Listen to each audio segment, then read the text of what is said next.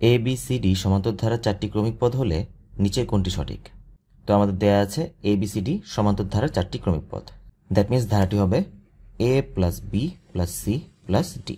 এখন কোনো সমান্তর ধারার পদগুলোর মধ্যে আমরা একটি সম্পর্ক লক্ষ্য করতে পারি। সেটি হচ্ছে কোনো সমান্তর ধারার প্রথম পদের সাথে যদি তৃতীয় পদ যোগ করে 2 দ্বারা ভাগ করে দেওয়া হয় তাহলে দ্বিতীয় পদ চলে আসে। ফর এক্সাম্পল বলা যেতে পারে 2 + 4 + 6 + 8। এটি হচ্ছে একটি সমান্তর ধারা। এখানে যদি আমরা প্রথম পদ 2 এর সাথে তৃতীয় পদ 6 যোগ করি, দ্যাট মিনস আসবে 8। 8কে 2 দ্বারা ভাগ করলে মধ্যপদ 4 চলে আসে। আবার সেমভাবে 4 এর সাথে যদি আমরা 8 যোগ করি তাহলে আসবে 12। 12কে আমরা 2 দ্বারা ভাগ করলে 6 চলে আসে। তাহলে আমরা এই রুলস অনুসারে এখানে বলতে পারি মধ্যপদ হচ্ছে বি। বি মানে দাঁড়াবে a + c / 2। আবার বলা যাবে b + d। b + d / 2 মানে হচ্ছে মধ্যপদ c।